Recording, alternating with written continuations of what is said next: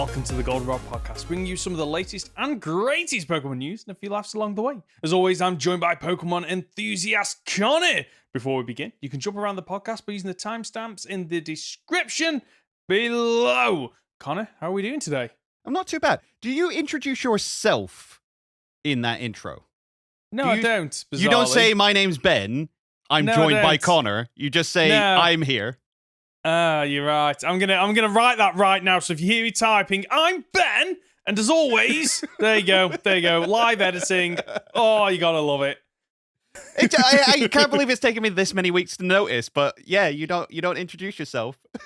No, I don't. Apparently, no, you're absolutely right. I probably should, simply because if we do have people new and they're listening, and then they're like, well, I know one of the guys' names, but I don't know the others. Also, I just need to like put this out there. That's because we get to see the analytics behind. Well, I get to see the analytics behind the podcast as well. One of our episodes has officially hit 20 downloads. So not too shabby. It's the Pokemon Unite one as well, so that'll be interesting. Oh, our most well-received one. A lot of hot takes in that one. Another thing that I just need to tell you about, and I can do this because Molly, my partner, is out at the moment.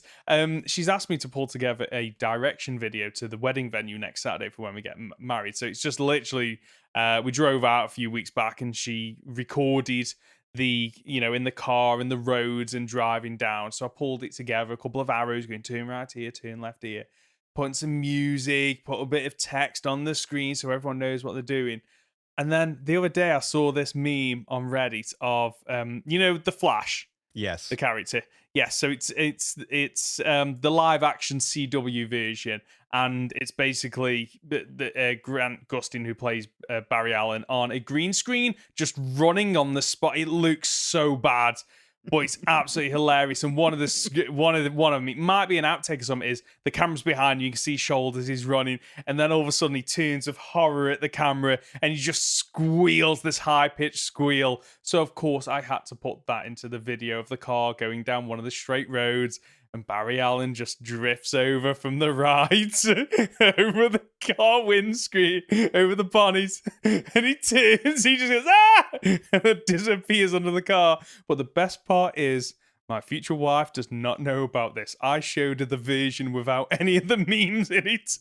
Wow. So she's like, yeah, that's fine. And then that's good. I've greenlit this. You're not supposed to edit it after I greenlit it. That's not how this works. And then sent it across. I've been wanting to tell people all day about that. I think I saw that on Twitter and I was like, yes, he's not going to be married for very long, is he? She knows exactly the kind of person that I am. So I think she signed up for it when she said yes. She did. She knows exactly what my sense of humor is, and I think she will find it funny, to be quite honest. I hope. We shall see. Because of course, this time next week, like when our next podcast comes out, you'll be getting married. So when this podcast comes out, so next Friday, we will be not this podcast, our next one. Our next one, we will be setting up the venue on the Friday and going out for food and drinks with a couple of our friends and family that are also staying over the night before the wedding. And then on the Saturday, I'll be a married man. Yeah, buddy. Yeah, so it's all starting to it's starting to sink in now. The realization is starting to sink in. Did you have to delay the wedding? Sorry, I know this is a Pokemon podcast, but I'm interested in your life. No, that's absolutely fine. No, I proposed during. So the plan was to propose in when was it? Did you propose during COVID? So you were like, well, yes, we're gonna have to sit at home with each other for a while anyway. We may as well plan a wedding. Might as well. No, so what happened was that I was planning on proposing. So that was it. So for her birthday present, which is in December, I bought us a weekend away to this basically glamping. So it was a fancy pod with a wood-fired hot tub. It was out in the middle of nowhere in Wales. It was absolutely amazing. And then my plan was to propose to her then. And then obviously with COVID, we went into a second lockdown over Christmas, didn't we? Yep. So all of a sudden that got shifted back to April. So I had this ring, the engagement ring, for the best part of about 6 to 8 months before I actually got to pop the question. Then we went away in the April. It was I proposed to her, and then while I was doing the Logfire cabin and the Logfire hot tub, Moles was looking at wedding venues literally on the day of. And the wedding venue that she inquired about on that day is actually the one we're getting married at. Oh, wow. So it worked out really well. And because literally it was the last day of the early bird discount as well. So we got a few extra additions in there, which nothing amazing, but it does help to save a little bit of cash.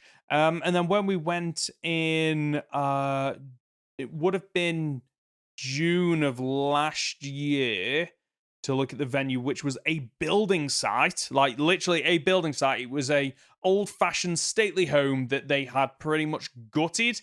So we were walking around, they were showing us mood boards and everything else, but we just fell in love with the place. Absolutely loved it.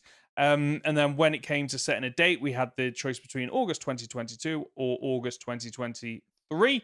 And there was no way I was waiting until 2023. It's one of those things where, I know quite a few people that have been engaged for a very long time, and I didn't want to get down that route. I wanted to go, right, okay, let's just set a date. Let's power through with it. And so, yeah, and now the day is almost upon us. Wow. So, not long at all. So, because this is a Pokemon podcast, we should probably move on to our main content. So with Pokemon Scarlet and Violet apparently introducing 3 ways to play the game, even though we only know 1, maybe 2. Technically 1. Technically 1, and that is the traditional gym challenge. We wanted to discuss the future direction Gamefreak could take with mixing up the gym challenge formula. So, kick this off for us, Conor. So, I'm obviously going to... Well, let's first theorize, if we could, because I enjoy doing that nowadays. What do we think the other 2 options are going to be, the other 2 paths? Now, I've gone on the record saying that I think it's going to be racing of some sort and some kind of like dungeon crawl, like classic RPG dungeons with puzzles and probably a boss Pokemon at the top of it. And those, I think, are going to be the towers. And it was actually pitched to me the other day that similar to how it works in Assassin's Creed, maybe you need to defeat the tower to get to the top to see over the edge to like map out the region. Yes. I hadn't thought about that. So we knew that the racing gimmick was very likely, mainly because the legendary Pokemon that you get, they're basically they're all-terrain vehicles, aren't they? Yeah, basically. It's a very good way of putting it, actually. And we got to see in the latest trailer from last week a car of some variety. A car with no driver. Yes. And then obviously you get out in the wild area, for lack of a better word. You have got those kind of petrol station things.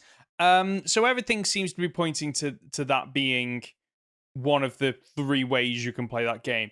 They also mentioned treasure hunting, but it wasn't clear, was it, whether or not that was one of the 3 gimmicks or that was just something else you can do. But what you've said about, traditional dungeon crawl, getting to the top, battling a boss, that's the first I've heard of that. I absolutely love that. I absolutely am in love with that idea. And hopefully, I'm hoping that might help to appease some of the fans maybe that are saying that Pokemon isn't difficult enough. Or it's a bit stale.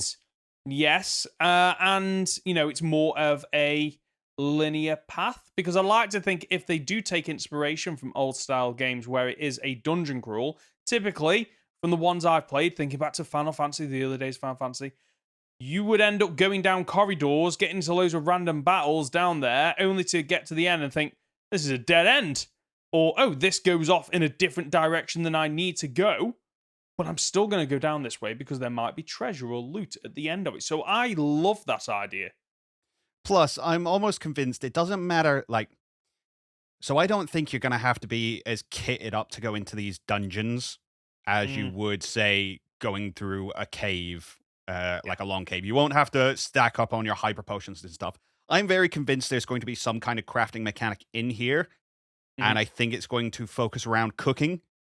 So I think you're going to be able to effectively, like Breath of the Wild, cook up your food and use that to heal up your Pokemon. So there'll be like ingredients in these dungeons that you can use for that kind of thing anyway. So like an extended dungeon crawl seems reasonable to me. The other thing I've got is the fact that we've now been introduced to 3 friends / rivals / school companions. Mm-hmm. And there are 3 different paths. So we know Nimona is your standard rival, and most likely is going to act as like the Pokemon Challenge, the Pokemon League rival. Mm-hmm. Is it possible that the other 2 act as your kind of friend / rival for the other 2 paths?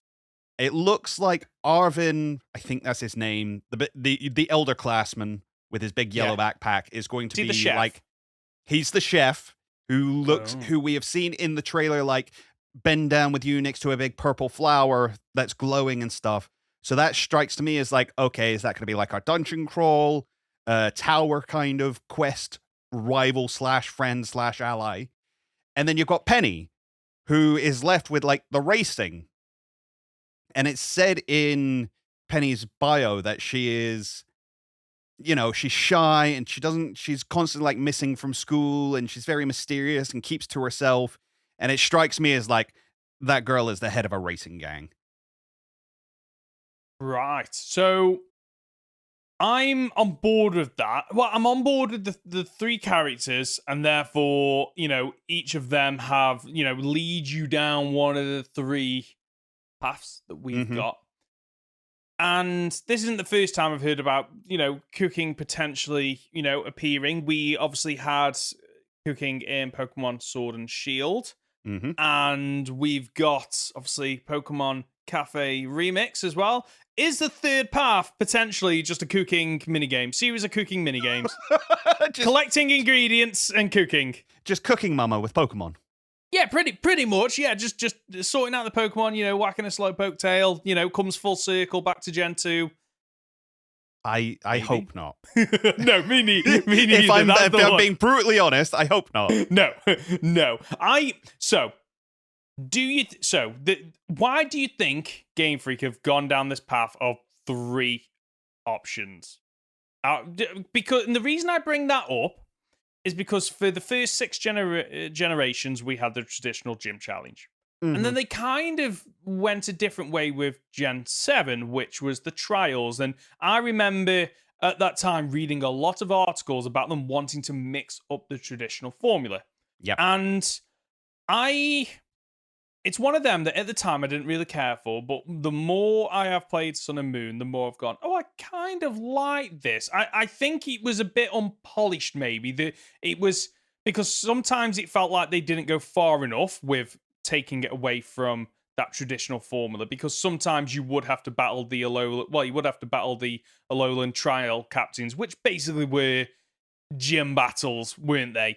And then they kind of went back to the gym battles for Gen 8. So what's their reasoning behind this for Gen 9 to go, well, you've got the traditional gym challenge, and you've also got these 2 other ways. Is this them experimenting, hedging their bets, trying to please a larger and ever-growing, diverse, customer base? What do we think?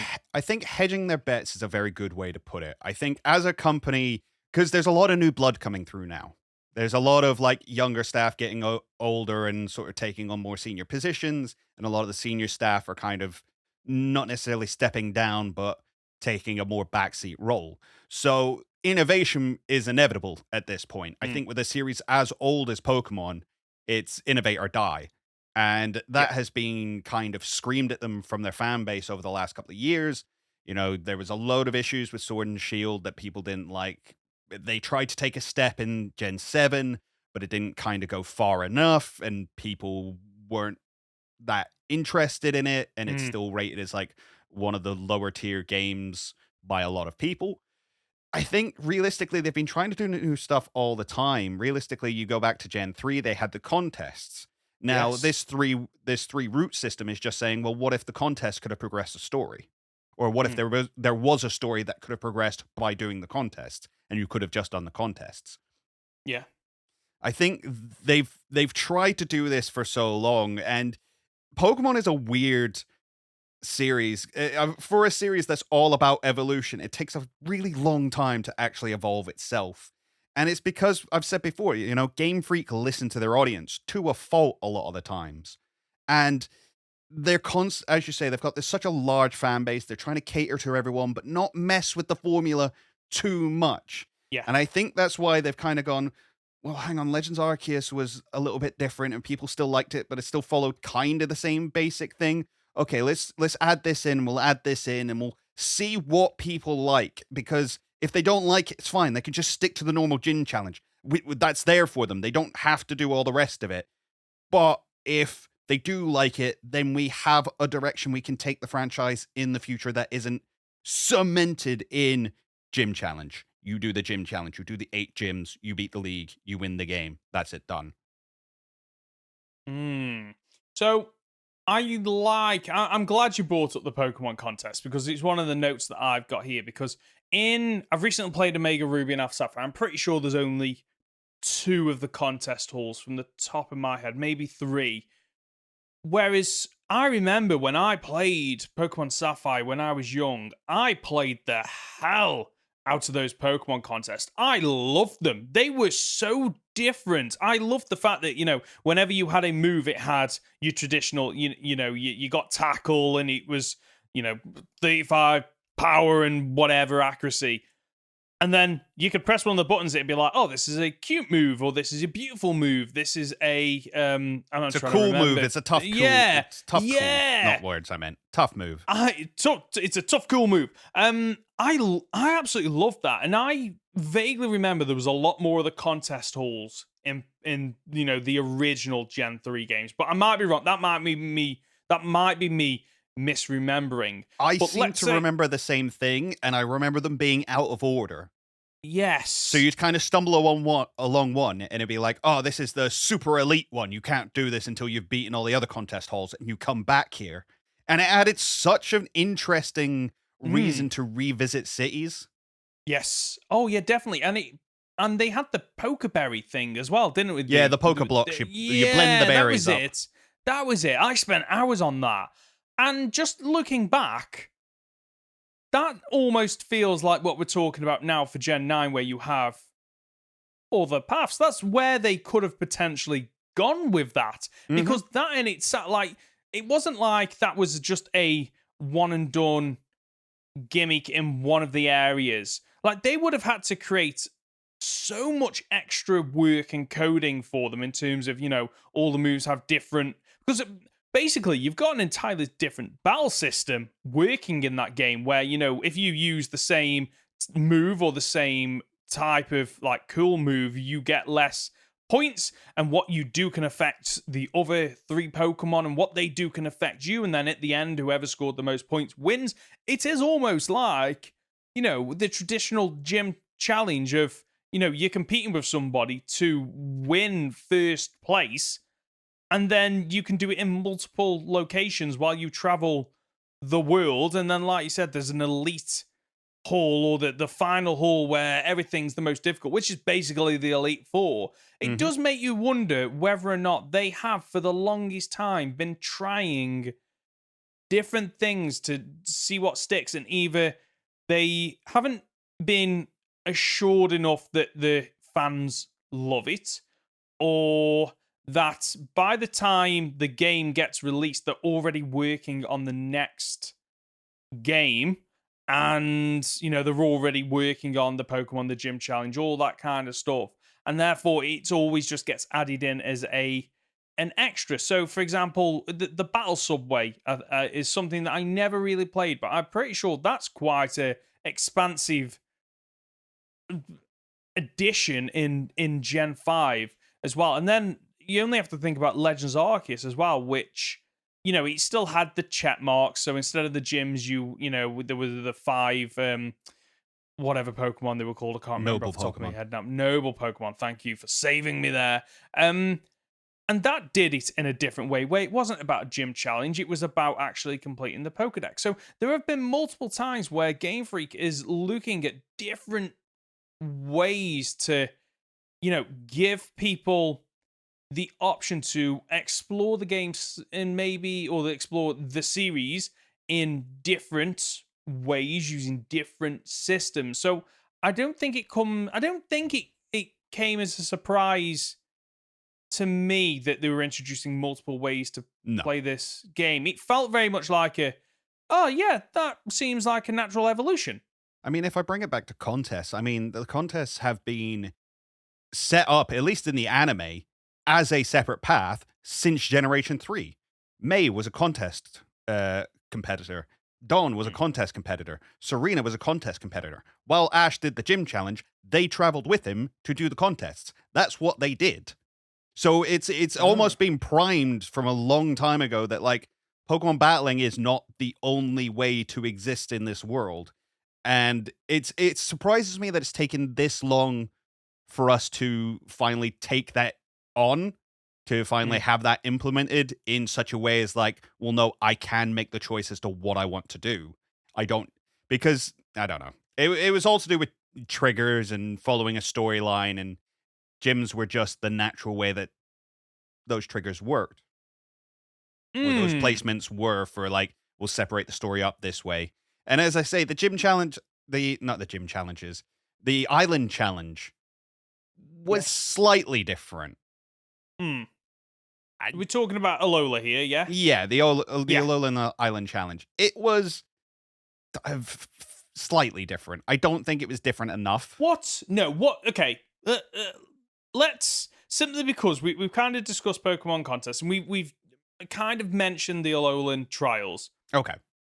Let's discuss the trials a little bit more, simply because they are, out of all the mainline games, other than probably Legends Arceus, which isn't really a mainline game. I kind of consider that like Gen 8.5. Yeah, you can back and forth on it. Yeah, it's different, but I still believe it should be counted as one of the main games because it's done by the main team. Now, with the Alolan Trials, that is the one out of all of the 8 gens that we've got so far that has really gone, okay, the gym challenge is no longer the same. We are tweaking it, and they probably didn't go far enough. Was there anything in that you liked in the trials? Oh, you're trying to make me think of the trials in Alola now. Like, the totem Pokemon was fun. It was fun. They were hard battles. They could really be rough battles. That's where I was going with that, because I've recently done them as a randomizer, so it's a slightly different experience, and it ups the level to a stupid degree when you find a legendary totem Pokemon that boosts its stats. But I was thinking back to when I played it several years ago, when it wasn't a randomizer, and those totem Pokemon gave me, they were difficult because it wasn't so much that they're just boosted, but also they can call in help Pokemon via the SOS system, and suddenly it's a 2-on-1, and one of the Mons has got their stats boosted. And for me, who has been screaming out for years that I would like a little bit more difficulty in my Pokemon games, it kind of scratched that itch, but maybe, like we've already said, didn't go far enough. It's such a weird one, because part of me is like, well, it's just a battle. And that's all a gym is. A small little puzzle followed by a battle is what a gym is, really. Yeah. And to the point where they brought... So, for instance, in Sword and Shield, you do the little Wooloo roundup thing. You do? Yeah, I love that. I love that minigame. I love that as well. But that feels to me very much like an island challenge. Yes. That feels like the same kind of thing you would have done in an island challenge. Which, does that mean that they took from the island challenge and put it into a gym, or does it mean that's what gyms always were? If they can be replaced with each other and one can be mistaken for the other, then they're too close. I get what you mean. For me, the Alolan challenges felt like they were part of nature. Therefore, you should be seeing the Pokemon on the when you're doing the trials. And I get what you mean actually, but by that, because when you mentioned the Wooloo challenge in the first gym, my mind straight away went to the second gym because there aren't any Pokemon. It's just all the different pipes, and it felt like a more traditional Pokemon gym. More of a puzzle than a challenge. Yes. I suppose that's exactly the difference. Is for it to be considered as a challenge. Yes. I will get my words out today. I'm very good at this. I speak all the time. It's fine. For it to be considered as a challenge, there needs to be a skill involved. Yes, I get. Yeah, I get that. Not that there's no skill involved in puzzling, but it's more logic than execution. Yeah, and we've always had that. So I'm thinking of the like the ice type puzzles that come up every now and again. And even now, like as a kid, I used to struggle.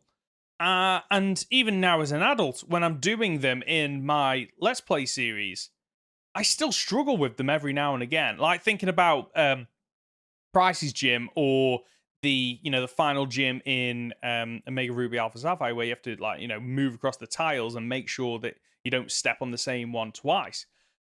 But you see what I mean? That's an ice puzzle, rather than an ice challenge. It's a puzzle because once you step onto that ice, you go in a direction and that's it. You just need to work out the path through it. There's no skill involved. If you were instead having to race someone through it, suddenly that's a challenge. And maybe that's what was missing a little bit from the Alolan challenge for me. There wasn't a lot of skill involved in much of it. No, I'm thinking back to them, and I can't remember all of them, but I remember one of them was like, you've got to track down the 3... the Rattatas or whatever. Yeah. And it's like, you just go to the holes a couple of times. Like you say, there's no skill in that. It's just... Whereas, thinking to Legends Arceus, we're going back to that amazing game, where you have to pop the balloons. Now, there is skill in that. Yes, because there is. It's about mastering the different, especially the later ones where you are jumping between multiple ride Pokemon in a single run and having to go, okay, if I want to hit that one, I know I need to switch to the Braviary at this height while in free fall so that I'll get the boost to get back up to it. Now, that is more skill based because it requires you to try it again and again. So, thinking about that, is that potentially something we would like to see? Maybe in Gen 10, is that it is more, maybe there is a route you can go and it is more based on skill rather than, just the challenge and doing something over and over again until you're like, oh yeah, I know the path through this, which, doesn't really require skill. It just requires a bit of, puzzle solving. Well, I think that's going to be the difference in Gen 9, let alone Gen 10. I think you're going to have, like, your standard gym challenge, these towers, which are going to be probably more puzzle-based. If we think of it, like, on that level of Zelda, it's like, oh, move this, use strength here. Those classic dungeons that we've seen in Pokemon before, like the strength-based puzzles and all that kind of stuff. That's going to be more of your logic-based one. And then the skill challenge will be the third path. That's how I think it's going to be. And again, we talk back at contests. There is skill in a contest. It's a completely different skill to battling, and that's why it stands out. Yeah. So, the racing then. Mm-hmm. Would you, because we literally, the racing hasn't even been confirmed. It is that's our speculation, basically. It is. And I think all the hints are pointing to that. So I'd be very surprised if it wasn't racing. But do you see this as racing against other people or more like your traditional popping the balloons going around or going through rings is probably the better? I think the popping of the balloons was a hint towards where they were going. Whether they've got like an AI system worked out where you can race with people. Because I'd still love to see like the evil team, whatever evil team is on the racing storyline, like be able to kick you or something as they go past. Road Rash style. Did you ever used to play Road Rash? I didn't, but I know of the game.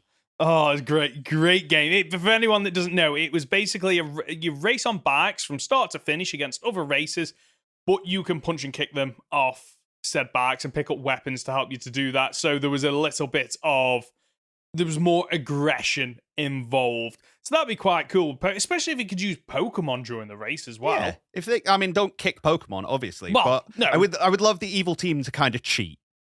Yes. Like, for example, like, you're ahead, they throw a Stunfisk on the ground ahead of you. You go into it, your tire locks up for a few seconds or something like that. So Mario Kart. Pokemon Mario Kart, that's what we want. So I would really love that. So, but it's it's a possibility with Gen 9. And I think what Sword and Shield has maybe opened their eyes to is, okay, how do we keep people's attention on this game for as long as possible? Because the longer you keep a person's attention on that game, the more likely they are to recommend it to other people, therefore increase sales. The more likely in other games, not so much Pokemon, they will use, microtransactions for in-game currency. It's also more likely that when the DLC comes out, it's still fresh in their mind and therefore more likely to purchase said DLC. And we've seen this in Sword and Shield where the raid dens have come out and they are constantly updating the raid dens with, you've got increased odds to find shinies, you've got increased odds to find new Pokemon, mythical Pokemon, legendary Pokemon, whatever it might be. So is the 3 paths potentially them going, okay, how can we get people to continue playing this game for when the inevitable DLC comes out? And then when we bring out, whatever the Gen 5 remakes are, or, the next stopgap between Gen 9 and Gen 10, like Legends Arceus, people are more likely to go, I'm still in my Pokemon frame of mind, I want to buy it. And a racing minigame feels like a way that they could quite conceivably do that. If you are racing against other people. Mario Kart 8 has been out since the Wii U era, and it hasn't really changed. No. And it still sells massive amounts. Exactly. Doesn't need to change. Like the Switch era has been absolutely fantastic for basically creating like best of games. So Mario Kart with all the extra maps, Super Smash Bros with all the previous characters. Maybe that is one of the great things about the Switch is following the failure of the Wii U, they kind of had to go, oh, how do we pull this back? And applying that kind of thinking to Pokemon in terms of, okay, how do we maximize the number of users that stay with this console, with this game for as long as possible? And obviously you've got people that will keep coming back to it for the online battles and the competitions that they have. You've got the raids, terror raids or whatever they're going to be called in Gen 9 to get people to continue come back and, try and track down rare Pokemon, shiny Pokemon with the terror typing that they really want. Racing just feels like a natural progression in that. Thinking about GTA 5, which has been going on for 10 odd years now online, and racing is a massive thing in that, and it keeps people coming back. Yeah, it doesn't even have to be the main focus of the game. No. But if it's on the side and people can use it, people will race all day long. Yes. Because it's that competitive element, especially if there's like leaderboards, for example, and people going, I want to keep playing this because, I'm currently 212, but if I work hard enough, I can get top 100 in the world. And they keep, putting time into that game. And like I've said, like ultimately Gamefreak is a company and they exist to make money. And, part of that is the sales of the games, but also the sales of the DLC as well. So anything they can do to maximize, those returning and engaged customers, they're going to do. So I've kind of taught myself now into like a cross between Mario Kart and Pokemon, and I know I'm going to be disappointed when it's like, oh, you just race through the rings. I don't think it's going to be quite that. I love the idea. Yeah. But But who knows? They might come out and surprise us. Should we talk about what other things they could potentially like, or what we would like to see? What we would like to Yeah. see in future games. If they're gonna do like these like side Pokemon tangentially related story paths, what kind of thing would you like to see? Yes. For me, there's one of the great things about Legends Arceus is it wasn't the traditional gym challenge. It's one of the things that really stood out to me. There was two things really going on in that game. Is that obviously there was the Pokedex completion. That was their version. So the whole point in that game, while there is a story going on, the whole game was about completing the Pokedex, which I hadn't done in a while. So it was nice to do that. But you still had the wild the noble Pokemon have gone crazy. The world is in danger, which we have had in previous games, but it's always kind of felt tacked on in other games. I don't know if you feel the same. Maybe it was because Legends Arceus felt a lot more story driven, whereas previous generations have felt a lot more gym driven, with a story kind of in place to kind of move you from city to city, from gym to gym. Sorry, I just to jump in on that. Sort of, Legends Arceus was more lore based in its progression than anything else. Like you were there to save the world, and you kind of knew that from the start. That was your mission. Yes. Catch all the Pokemon, save the world. In every other game, it's been a case of your mission is to defeat the Elite Four. Yeah. You just get caught up in some stuff along the way. You'll go and defeat Team Rocket because they happen to be in your way. Like, it's not because you want to stop them doing what they're doing. It's just because they're inconveniencing you, so you may as well deal with them. Yeah, no, this is a great way to put it. And I would love a more story-driven game where, you do have the option to take on the gyms, but that's not why you're there. That's not why you're in that region. You're in that region because, you've heard about an evil team that is, kicking up a storm, and you want to go out to stop them. And that means, going out to the wild area, finding clues as to where they've gone, talking to people and, finding out, oh, they stole your Pokemon. Well, what did they look like? Oh, right. Okay. Now I need to go to this city and track down. Like, I'm thinking like, Luca from I was going to say exactly that. It was like, oh, you want to work with Luca in the International Police. Yeah, like, why can't we get something like that? Because we've had hints about police and Officer Jenny and stuff, but honestly, like, 9 generations of Pokemon games, like, the police are either, criminally underfunded or incompetent because they are letting... God. They're in on it. They are in on it. Oh, I can't remember which episode I was watching recently where Jenny shows up. It's that one that we watched last week where all the elite Team Rocket squad are doing stuff. Yes. Jenny shows up the moment everything's finished. And it's like, you were on site to show up now. There is no way you weren't like, oh, you're in on it. All the Jennies are being bought. The corruption runs deep within the Pokemon police force.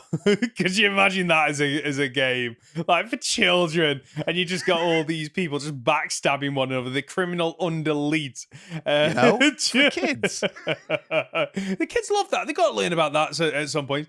Like, I would love for a different style of game, and maybe some of what I'm looking for there is in Detective Pikachu. I've never played that, so I don't know. It's kind of making me want to play it now, to be honest with you. And that was going to be my question. At what point does this become a spin-off game? Yes. So, on that note, like, does a mainline game always have to have a gym challenge or a version of a gym challenge? Because obviously we had Gen 7.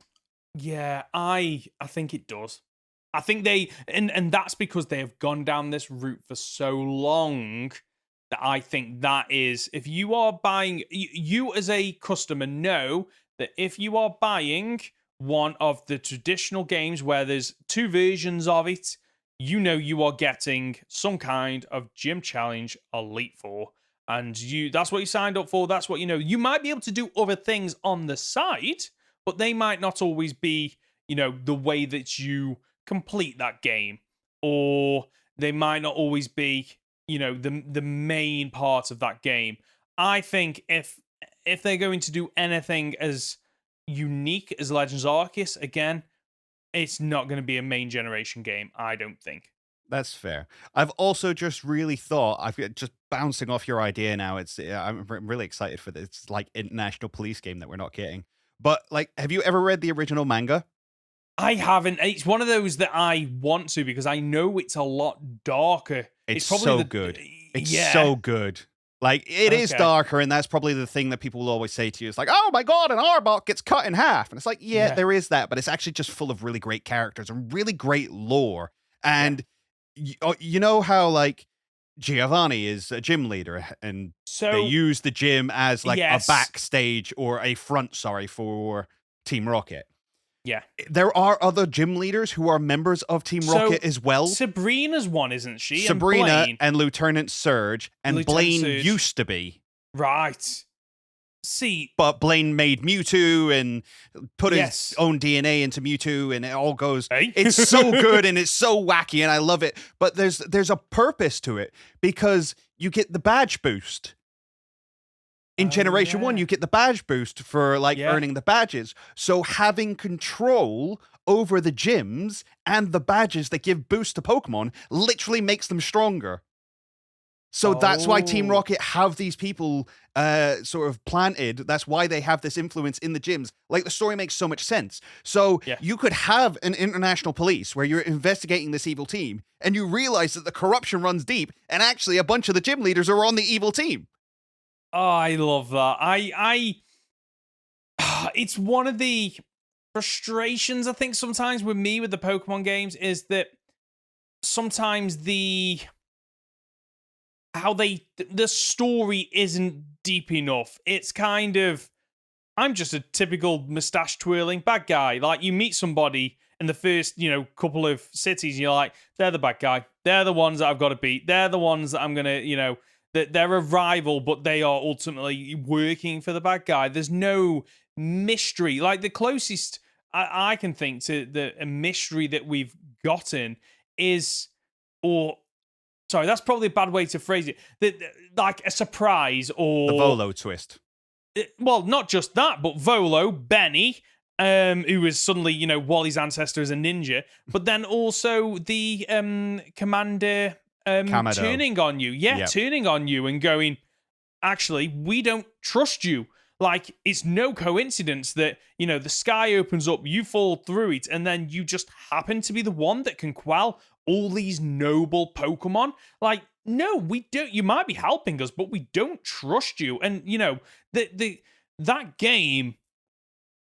Like, the story in that, it's one of those annoying things because, like, I've heard other people say, yeah, I've completed it, I wouldn't play it again. And I'm like, not at the moment I wouldn't play it, but I'd like to play it again in the future because the story was so different to what you get in a traditional Pokemon game, and some of the twists and turns in that series, and the fact that it just felt more mature. I think that's what I'm looking at here, is the fact that, like, straight off the bat, they tell you that Pokemon are dangerous and Pokemon are attacking you in the wild. And, some of the people make they basically outright say that, yeah, if you go out to the wild unprepared, you're pretty much dead. I'm pretty sure it's like I can't think of any other Pokemon game that actually uses the word dead outside the Pokedex. Yeah, like, and it just feels more mature. And maybe that's what I want. Maybe that is what I'm looking for is, the Pokemon games, they are aimed towards children.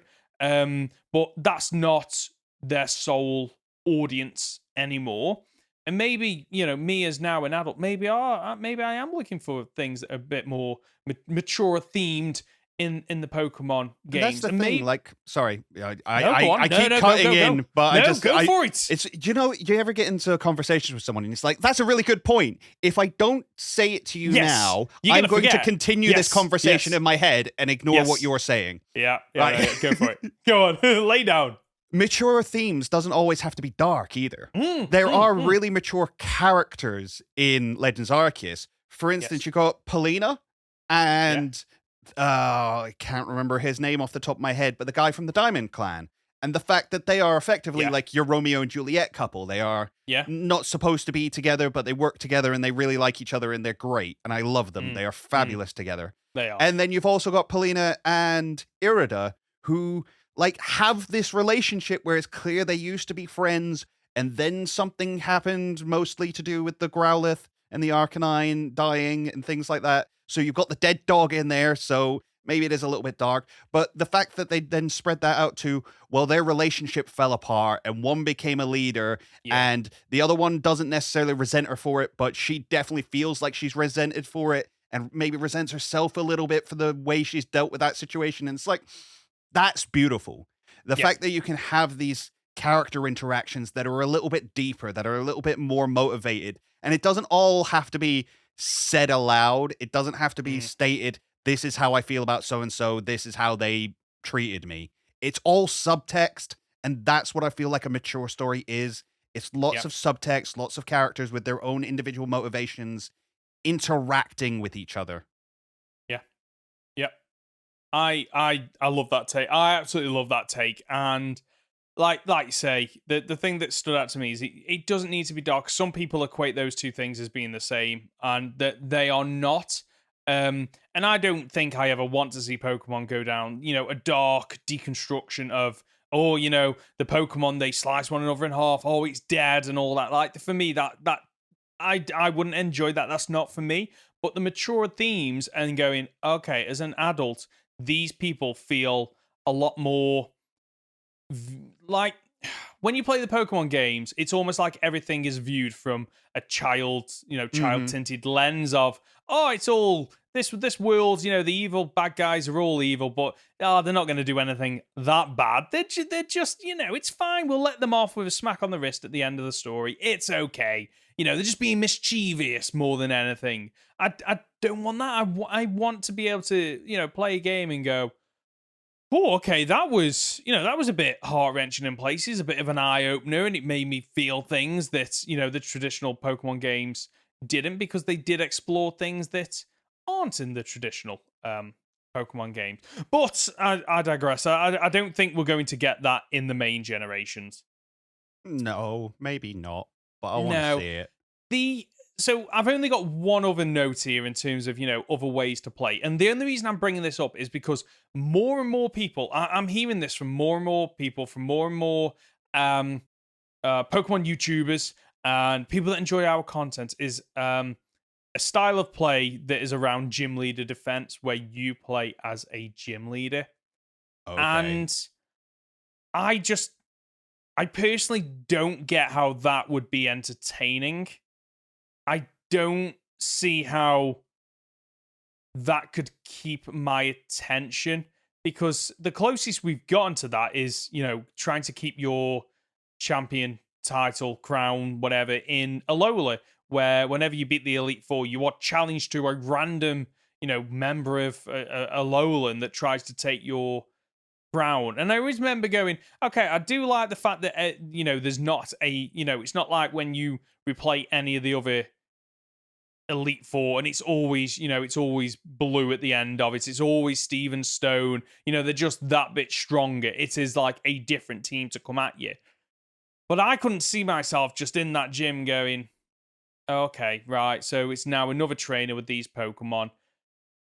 And it's the same thing over and over again. Do you think that could work? And if so, how? I think it could. I think, especially for us to enjoy it, because I think we have the same kind of fuse towards this, is there needs to be a story element there. There's no story element in just, I sit in this gym and people come to fight me. But gym leaders do other stuff. At least, I believe, it's my understanding that gym leaders are effectively like leaders of their town, not just the gym. They are seen as one of the most powerful people across that town. So you have a status within it. You're not the mayor, you're not in charge, but you have a position which you must like defend. So it's not just defending your gym, because people coming to fight your gym, theoretically you're supposed to lose some of those if you're a gym leader. Otherwise nobody progresses to become the champion. So I'm not really sure how that would work if that's the thing. It's like, I'm the undefeated gym leader. It's like, you're a terrible gym leader. So if if you keep losing, you are a terrible gym leader. So but if you keep winning and nobody can beat you, nobody can get the 8th badge. No, that's also bad. So the way if that was a game that, or a style of, mixing up the traditional gym challenge formula, because that's what we're talking about here, and the gym challenge, playing it from the perspective of a gym leader is still mixing up that formula. The way I would see that implemented is it's a mix between, sim style building up your town. So as you get better as a gym leader and people go, oh, this person's really good, more people visit your town. Therefore, you need to make sure your town has the resources to meet that demand of people coming in. But also, when people come into your gym, depending on how good you are, the challenge is, okay, I know these gym trainers are going to come at me. They're going to try and challenge me. And it's a matter of, okay, I can just battle them one-on-one, but eventually they will become so strong that I am guaranteed to lose. So therefore, maybe the challenge is, okay, I know that the next 4 trainers are coming up back to back to back, but I can hire certain gym trainers, or I can put puzzles or challenges in the gym. It becomes a tower to defense. Yes, this was exactly what I was thinking. I was like, if he doesn't bring it up, I'm going to say it. You just build a tower defense game. Yes, because at the start of it, you have to fight every trainer who comes into your gym, and it becomes tiring. But when you beat them, you take their money and you spend their money on other trainers to come in. Thank and you spend money on training those and getting their Pokemon leveled up. So suddenly, and you can move up the ranks in the gyms. So you can become the 8th gym leader instead of the 1st gym leader. So exactly. So the way it'd work is when you get so many wins, for example, you would go, oh, you're now the 2nd gym leader. Therefore, you are allowed 3 Pokemon, or you're allowed Pokemon up to a certain level or a certain evolution, for example. And then it could be that the game is built in such a way that you will lose. It's just a matter of what level you lose at. So eventually you get to the point where, you've maxed out the amount of trainers that you're allowed in your gym. You've chosen certain Pokemon for them based on who is coming in to challenge you. You have, built up your team. So you've got a full team of 6 fully evolved Mons that are in high levels. But you know that the gym trainers are still going to be coming for you to challenge you. And you are allowed so many losses, maybe, until it's it comes up with a game over screen. Oh, you've lost too many challenges. The Elite Four no longer think you can hold on to this position anymore. You have been fired. And maybe that's what you do with a gym leader. So it is, as you say, a tower defense game. I would play that, but I've been bought around on it. You brought yourself around on it. I brought myself around on it. Well, because I think of it, I don't know how much you play football games. Not a lot, to be honest. Not a lot. With you. So No, it's different. It's the difference between Football Manager and FIFA. So Football Manager, you kind of just set your team up and you do all the backroom stuff, and then they either win or they don't. Or you got the FIFA style, which you still kind of do the backroom stuff. It's not quite as involved. No. But you then play the matches. Yes. So you do it the FIFA style. You have your tower defense. You have. I buy this particular terrain because it actually improves my Pokemon's capability and weakens search. So I run a water type gym because obviously you have to pick a typing. Yeah, you do. Yes. It's just a standard. You have to pick a typing. So I pick a water type gym. So I have to build my gym to have a bunch of water in it for my water Pokemon to survive in and have the advantage in. But then I'm going to make all the other ground, all the other platforms, solid dirt so that it absorbs the electric type Pokemon's attacks. Oh, would this ever happen? I don't know. We're just having fun here at this point. If this is ever gonna happen, it's gonna be a fan-made game, which probably means it's gonna get shut down and we're never gonna experience it anyway. Thinking about it. This feels like the kind of game that comes out on mobile. I was exactly what I was thinking. It is a mobile game. Yeah, it is. It's absolutely.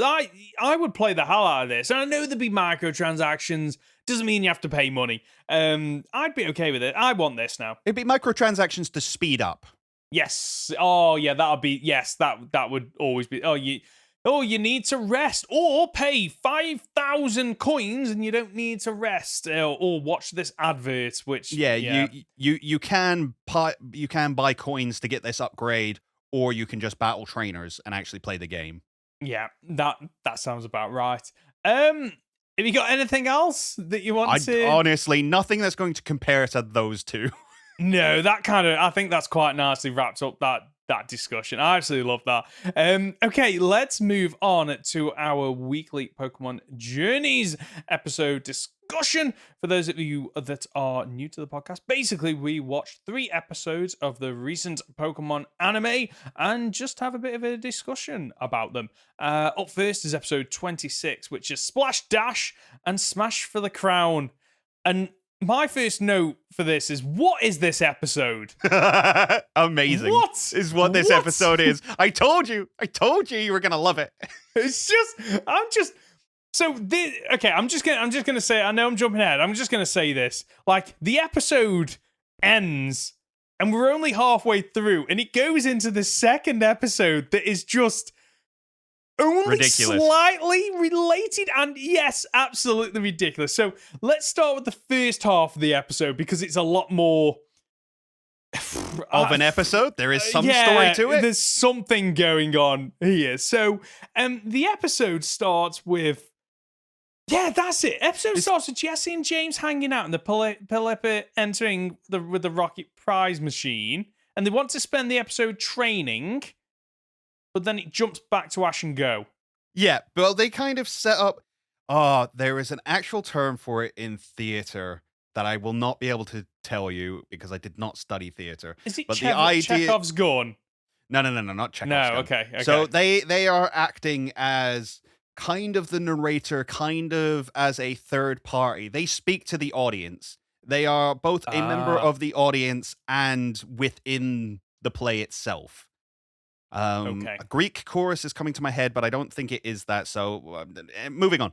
The idea is that they introduce the episode, and then they are also a part of the episode. So they're like, oh, it's a 2-for-1. We're having a special this week.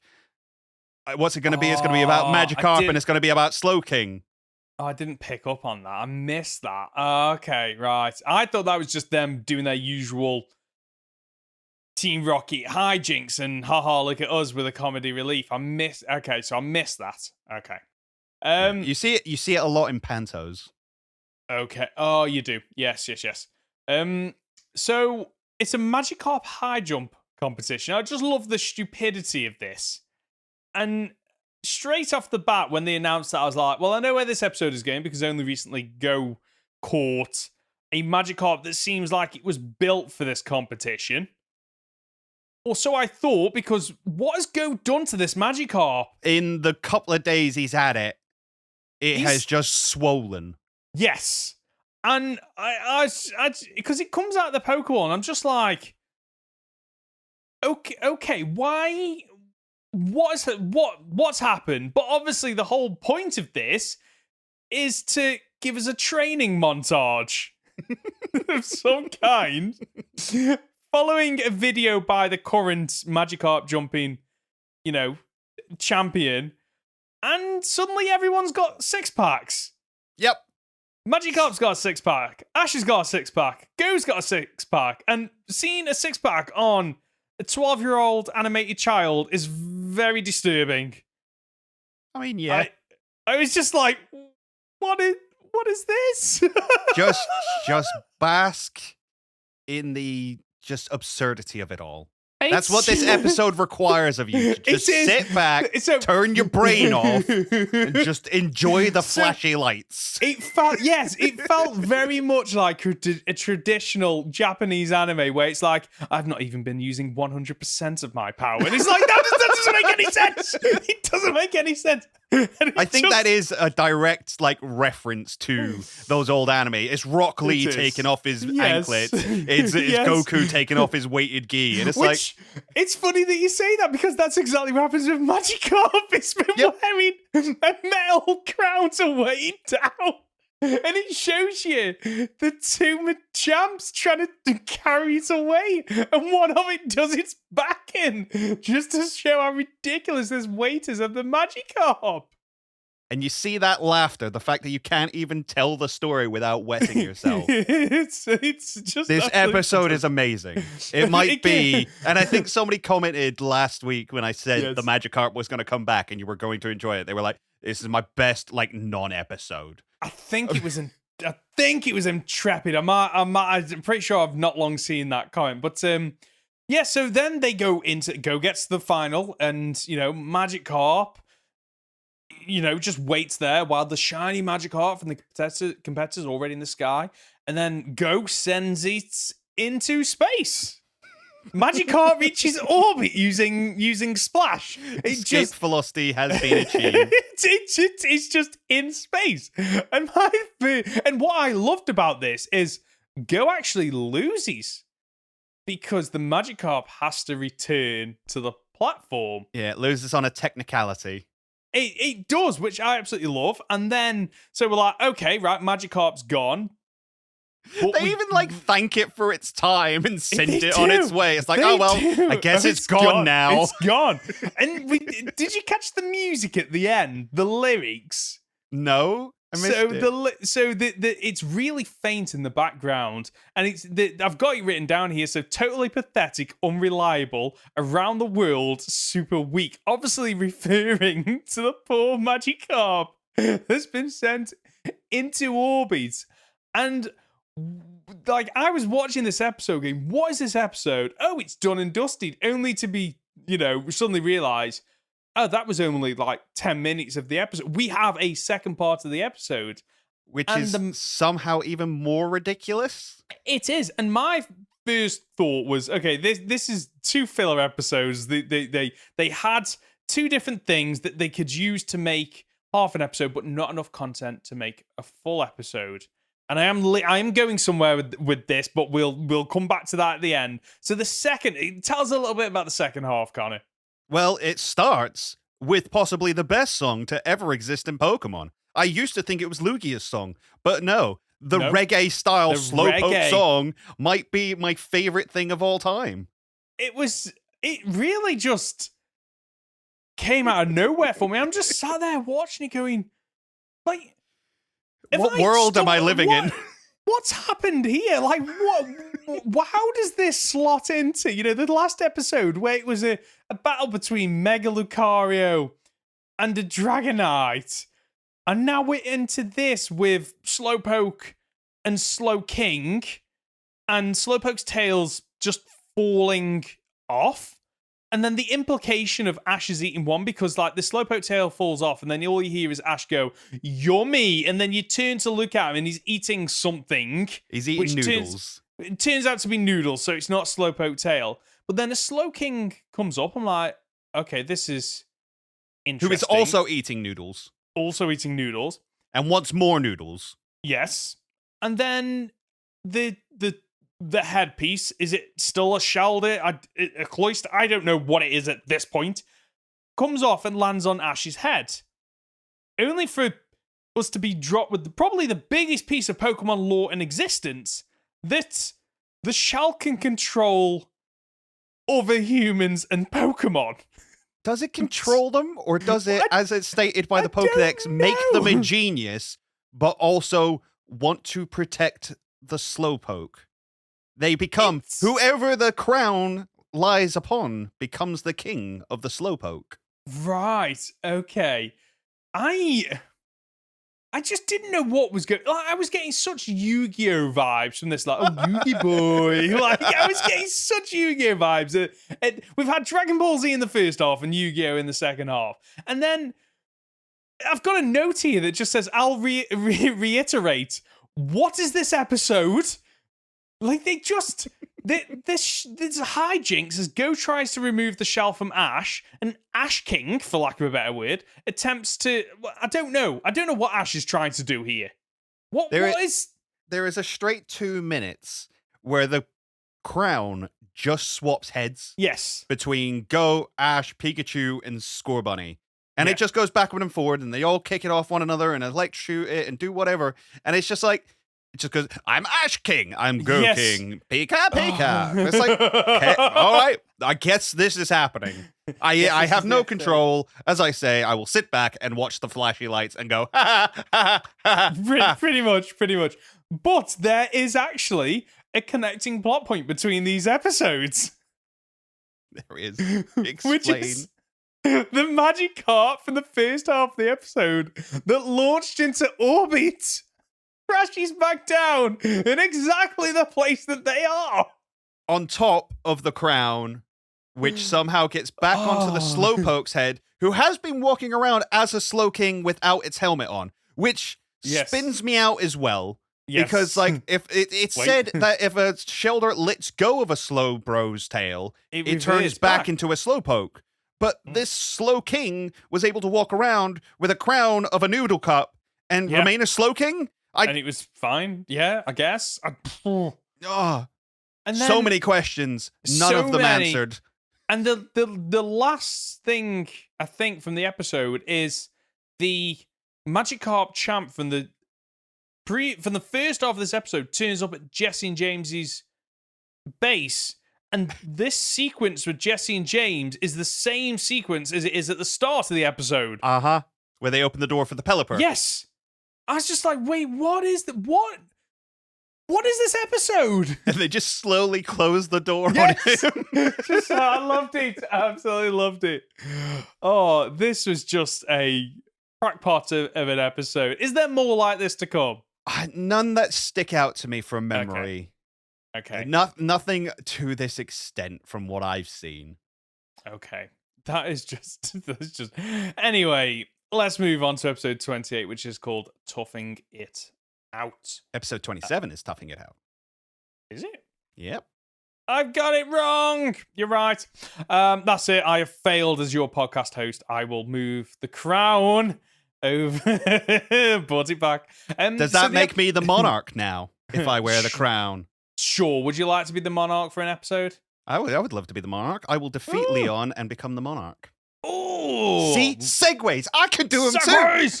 Segues. So this episode starts with training montage with Riolu and Farfetch training, and then quickly transitions to Ash and Go traveling back to Winden. Why are they traveling back to Winden? Because they get to go see a Masters match. Oh, so number 7, Ryan versus... Is it Ryan or is it Raihan? Raihan, unfortunately. I always thought it was Raihan. Okay. Because, it's British, and we would definitely say Raihan. Yes. But no, Raihan. Raihan against number 1, Leon. And what I do like is on the way there, Ash is momentarily distracted by a statue of the hero from Galar lore. So straight away I was like, okay, I think this episode has a bit more than just the battle. We're doing what we do in previous, series of the anime. Not that I've watched them, but my understanding is, it's it's mainly the gym challenge, but then they start to drop in the lore, and then towards the end, Ash saves the world. Yeah. So I think that's what we're starting to get here. We're starting to get, a little bit the lore drop, because we are this many episodes in, and we're basically, no further down the lore of, Zacian and Zamazenta, even though we are in, visiting the Galar region. And we get to experience a Pokemon battle, Duraludon versus Charizard. What did you think of the battle? It was decent. It wasn't the best animated battle we've had, but it was decent. I think what I love is the fact that Leon is straight up a Mary Sue. And it's unbeatable. It's just unashamed as well. They're just like, he can't be beaten, and Charizard will just take all this damage and be fine. It'll be fine. He'll win in the end. Yeah, I'm okay with this now because of the discussions we've had on previous episodes. I'll put it down to Leon being a good trainer, Charizard just being like the peak of Charizard, and it having a really diverse moveset. I mean, it used Dig, Brick Break, Dragon Claw. It's got, all its fire attacks as well. However, like the battle against Gyarados, Charizard takes an absolute beating, but still stays up.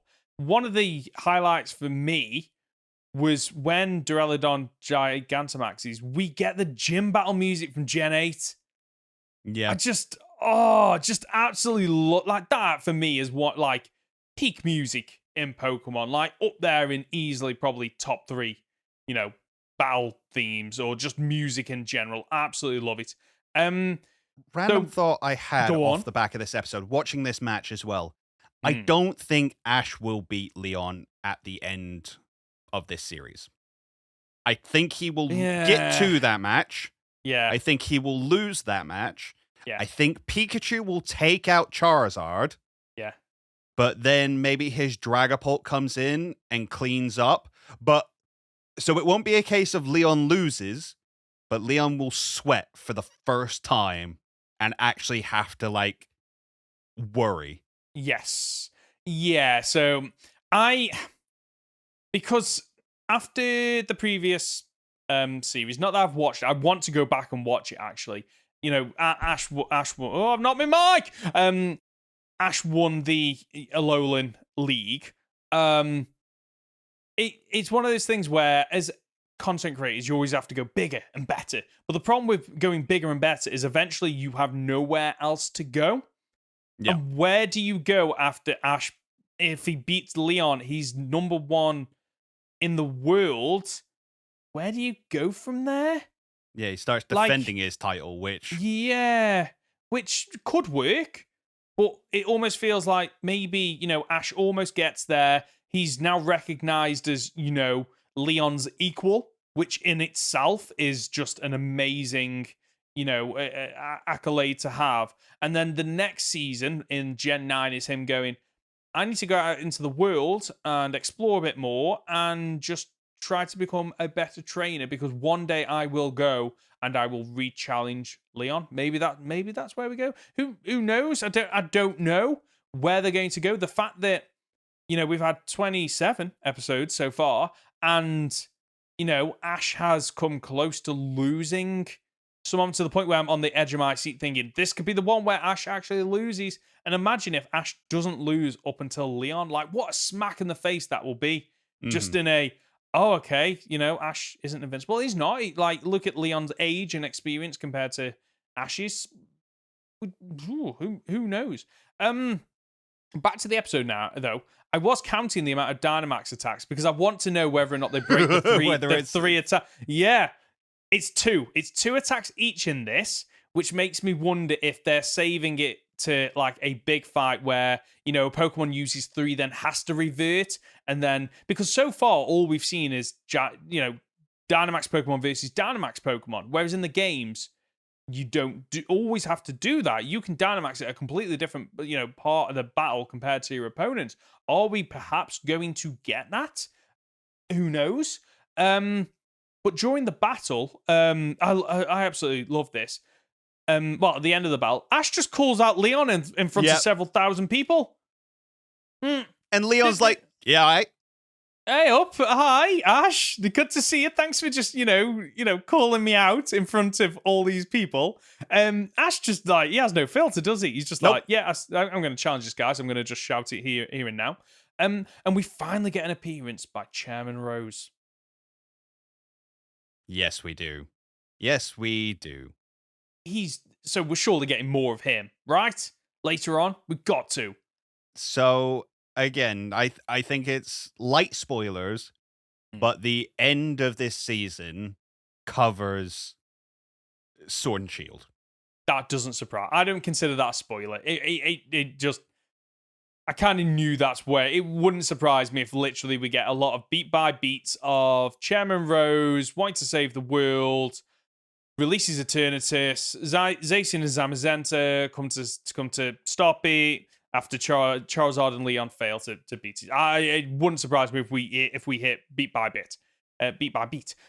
Also, we get an appearance from Sonya, which was also a surprise in this. I didn't expect us to get so many, you know, main series characters from Sword and Shield, and she gives us the backstory of the Galar region, including the hero, the single hero with a sword and shield. But I've got to ask you, you know, Conor, just with your theory heading, do we think the single hero could actually be 2 heroes? Why? Because there's a sword game and a shield game, and if you're gonna have a hero, you need one hero to have each game. Is that what you're saying? Yes. Oh my, you just blow my mind there. Absolutely just blow my mind. I think we all know where this is going with the lore. We play the games. We know what's going to happen. And apparently they're interrupted by a person talking about on a bridge. There's a weird man. Apparently it's me. Apparently I'm in the anime. There's a weird man. You heard it here first. You heard it here first. Ben likes to hang out on bridges, under bridges. I don't know if you were trolling on bridges. I'm not trolling. Okay. On bridges. On bridges and just beating up children's pets. Pretty much. And being like, you cannot pass. Are you sure you're not a troll in this instant? Well, maybe I am a little bit. Tell you who is a troll, though. Galarian Farfetch'd, whose voice is absolutely amazing. Farfetch. He's just like having none of it. I absolutely love it. And we get to find out who is the best. Cantonian Farfetch'd or Galarian Farfetch'd? It's Galarian Farfetch'd. Apparently so. So Go loses, which, I mean, isn't... It's standard at this point. It is standard, and it doesn't surprise me, because like this Galarian Farfetch'd, I don't think Leon could beat it personally. It's just beastly. Absolutely beastly. And what I like, the battle starts, it's Riolu. Riolu forces itself out to battle, which I quite like, and it ends up using double team courtesy of special training, Ash says. So it's good to know that, you know, it's hinting at Ash's training these Pokemon, even though we don't get to see it on screen. I love that. And like the battle, I think is quite brutal, don't you? Yeah. No, like it is. It does get rough. Like they are literally just wailing on each other. Yes. Like at one point it uses Night Slash, does it? A couple of Night times. Slash over and over and over again, and then it finally uses Brutal Swing. Brutal Swing, which does look absolutely brutal. And, you know, the battle ends with both Pokemon, you know, just on their last legs, and Ash cheers on Riolu, whereas Go's kind of like, no, it's done and dusted, like, what are you doing? And he lets out his anime cry, Riolu! Yeah, and which I love. It's so cute, absolutely so cute. And then what I love about this is they actually use a move from the game, which in this scenario would make sense. So they use Reversal. Again, training from Ash. And what I love about this is that Ash starts chanting for the Farfetch. She's supporting literally the Pokemon he's trying to beat and capture. And I love it. Yeah. And no, it is. It's because he just wants to see a good fight. He wants to see these Pokemon push themselves. Yes. And give everything they've got. Yes, I absolutely love it. And just before he catches the next member of his team, his fifth member of the team, what I do love is that I think I've mentioned in previous episodes about the battle music, and the problem is with the battle music is they kind of only have two for the main battles, or you know when there's conflict, and you can always tell when suddenly Ash is about to win because the music changes. But in this battle, they actually flip that, where it changes to Ash is about to win this, to, Ash is suddenly on the back foot again. And then they introduce new battle music. So suddenly I'm confused because I have no idea what's going on here. I'm like, okay, so is Ash going to win this? How is this battle going to turn out?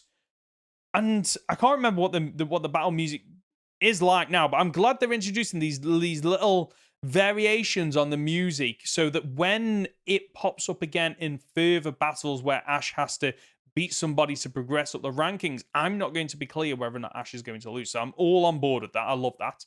And to wrap up the episode, who do we get an appearance from? Sobble. Sobble's right at the end. Of course it is. Yeah. Which leads us nicely into the following episode. Sobbing Sobble, episode 29. 28? My episodes are wrong. It's 28. You're good. Okay. So Sobble's unable to approach the team, but somebody's stealing the food. It is an invisible Sobble. It's an invisible Sobble. And it says it's invisible whenever it touches water. So that's a nice little bit of lore there, and which is present in the games. It is, and everyone cries, which I believe is present in the Pokedex entries as to why. Correct? I think so. I've never read the Pokedex entries. You are so full of it. I know full well Sobble is going to be in the questions later. I don't even pretend otherwise. Do you reckon? Oh, you'll have to wait and see. But what I've never read the Pokedex, and shut up. Give me that. So, Go manages to catch it out of sheer luck and frustration. That is quite funny. He literally just throws the Pokeball at the spot that Sobble seems to be invisible and catches it. And one thing that I love about this is the lore that because of Sobble crying, because that's also water, it can use that to turn itself invisible, which we get to see in the battle in this episode. Mm-hmm. So, Sobble versus Silicobra. And straight off the bat, I'm loving Silicobra in this. Like, it's a bit... I feel like it's a bit underrated in Sword and Shield. Unfortunately. Yeah, it doesn't really... Doesn't shine, does it? Not really, no. It's you there. have... I think Gordy has a Sandaconda, maybe? Yeah, maybe. I can't remember. Because the problem with... What I don't... Just to, like, jump out the episode of it, I just don't get why we got Silicobra in... Because as people that live in the United Kingdom, we don't have... It's not like Australia or America with like loads of variants of snake. We have a couple of grass snakes and we got adders. That's about it. Yeah, that's about it. So the fact that we've got snakes in Sword and Shield is just a bizarre addition. But anyway, you know, the battle starts. Sobble's winning because it's invisible. And what I love about this is Silicobra actually, you know, shows intelligence and sprays sand to cover it, meaning it's no longer invisible. Uh-huh. I absolutely love this, and there's more crying. Because, of course, Sobble's like, I've lost my one defense mechanism. Yeah. Help. Help. What do I do? Like, I didn't even want to be here. No, pretty much. He just gets thrown out in a battle. I don't think this is what it was. Opposed to Score Bunny, which kind of lives for the fight, Sobble doesn't have that kind of... At least this Sobble doesn't have this kind of demeanor. He doesn't really want to battle. Sobble runs away. But it's easy enough to follow because basically they just follow the people that are crying, which leads them to find the Sobble. While all this is happening, though, Team Rocket puts an appearance. Comes across a Morpeko.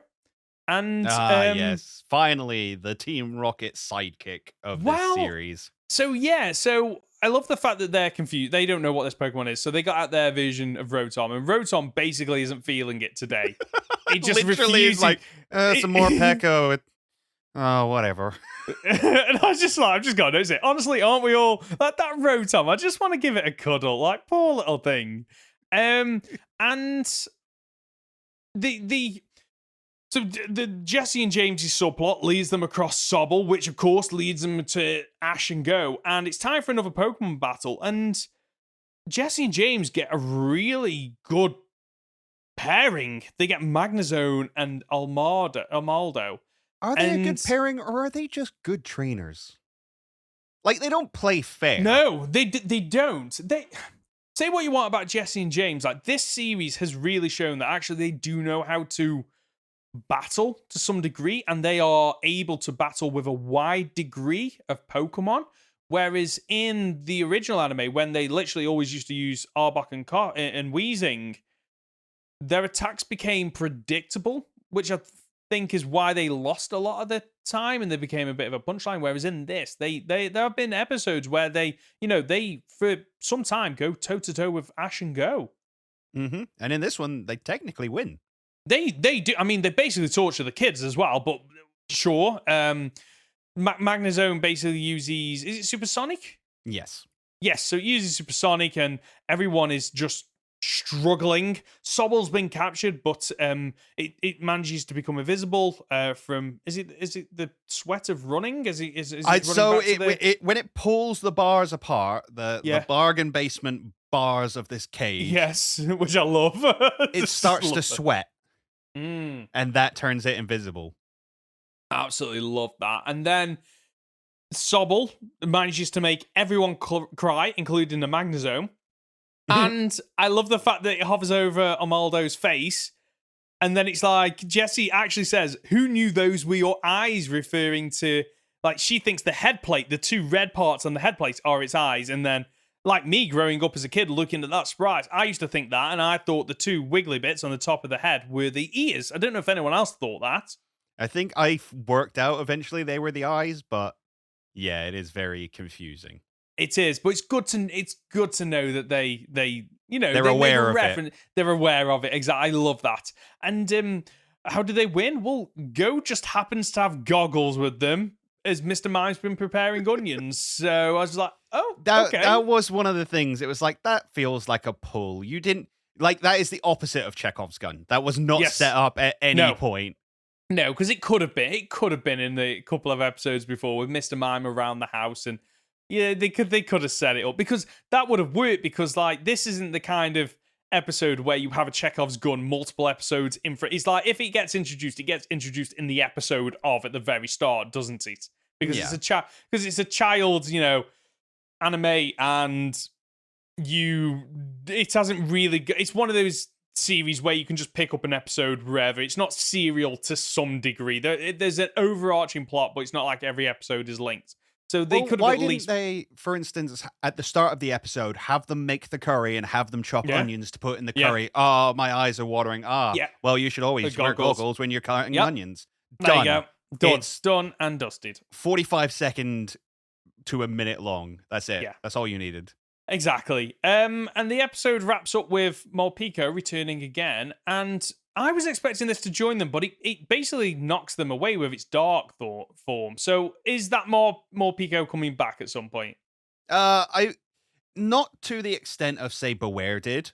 Okay. But yeah, that is effectively the Team Rocket sidekick. Makes sense. Comedy Pokemon this season. That makes sense. So if they're getting that, does that mean we're not getting Marnie in this series? Or perhaps maybe she's just a bit part character when they eventually come across peers? Not known. Do not know. Okay. Interesting. Right, okay. Because obviously we've not got to see Hop, we've not got to see Gloria or whoever the male character is in Pokemon Sword and Shield. So there's a couple of characters. I don't know his name. No, I don't. I know Gloria, but that's only because of Pokemon Masters. The memes.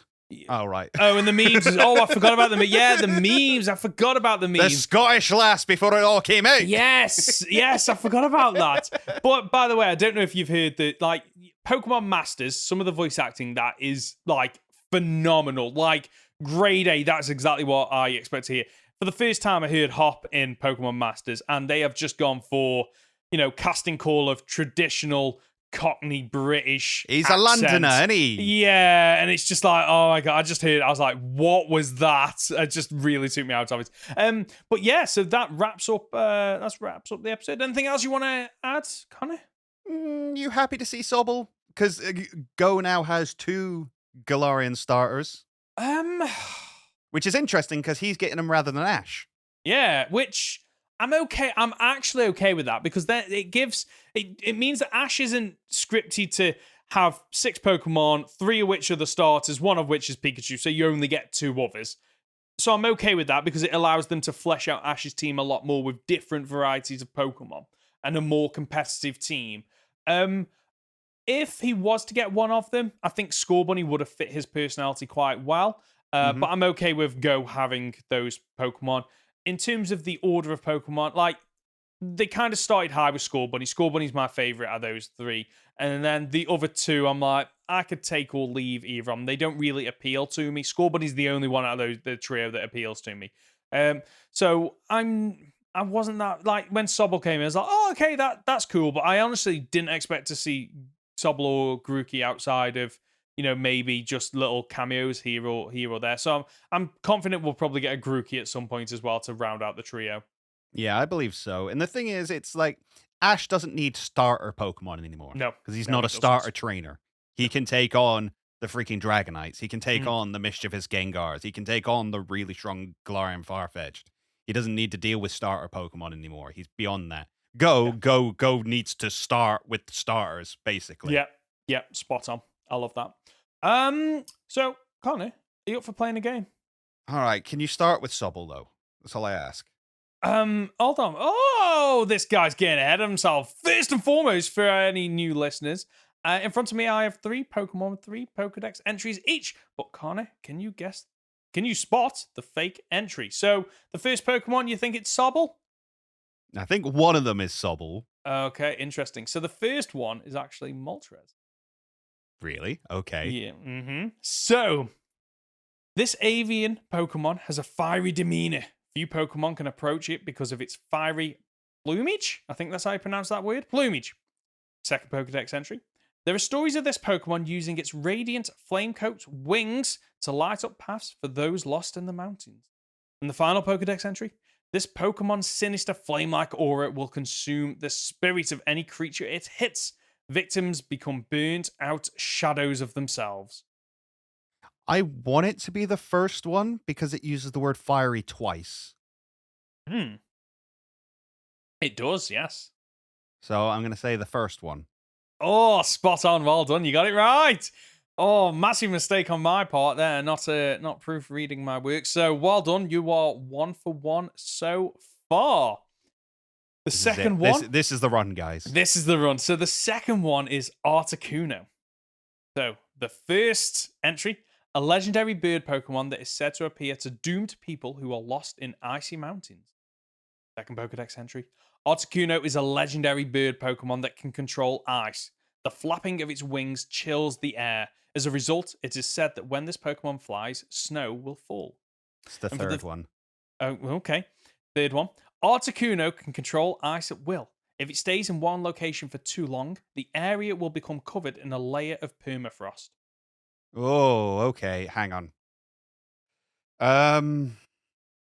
No, these are all accurate statements that are in Pokedexes. That's very difficult.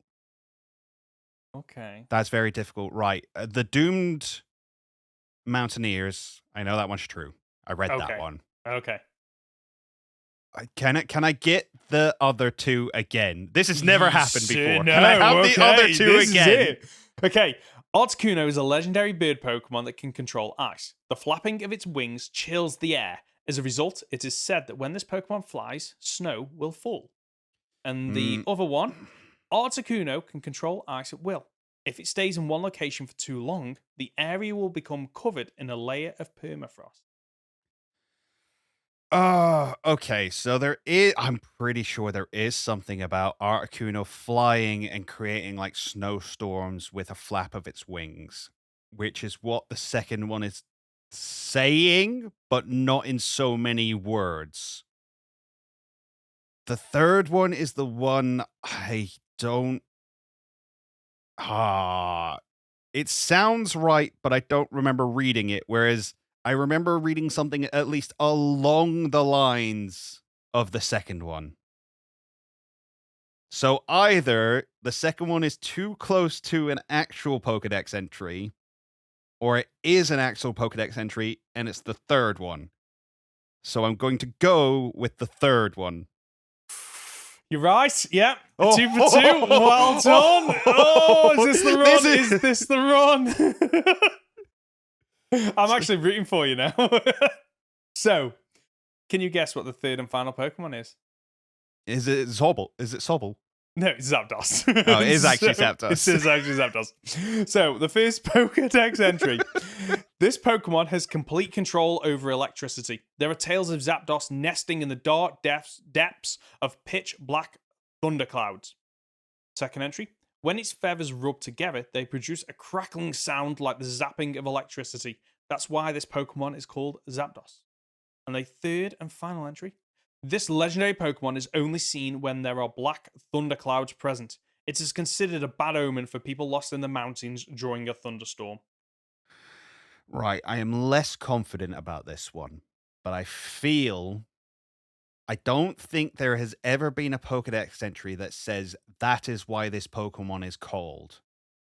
Because I don't think that's for... that's just what they're called. There isn't usually... they don't... Because, right, so... My reasoning behind this, and I need to reason it out so that if I'm wrong, people know I'm still smart. Gamefreak moved away from real life influences being directly referenced. So it making a zap noise, that's why it's called Zapdos. Those kind of information aren't usually in the actual lore of the game. So... going to go with the second one.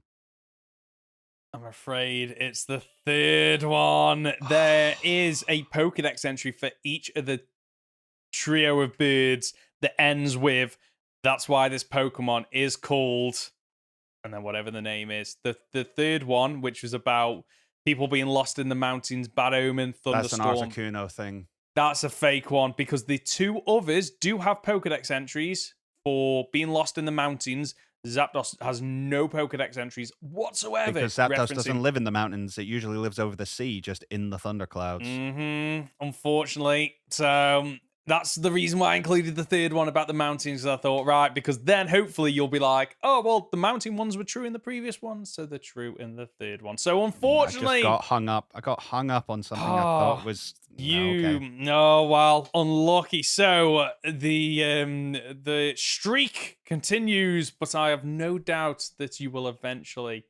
Because I feel like you're starting to figure out my writing style as well, which is going to...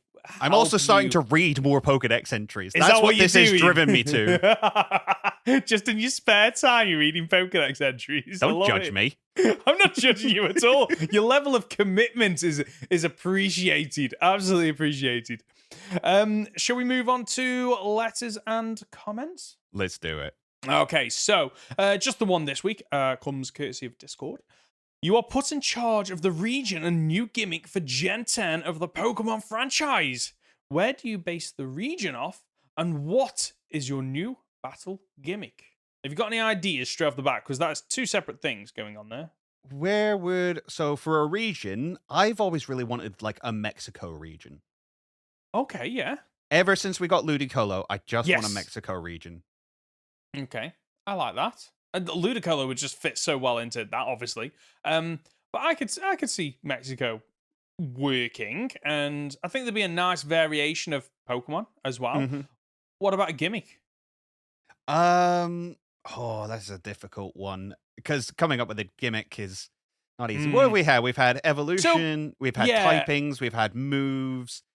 Is there anything that's typical Pokemon that we haven't seen yet? He says, stalling for time. Oh, I'll give you 10 seconds. You're going to make me be pressured, and now I can't think of anything. Oh, no, I don't know. No, okay, I'll let you off then. Don't worry about it. Over to me then. I would love to see a region that is predominantly snow, and just seeing how, thinking of maybe Greenland or Iceland maybe, and just seeing how the Pokemon would adapt to living in said region that is always cold, doesn't see a lot of daylight.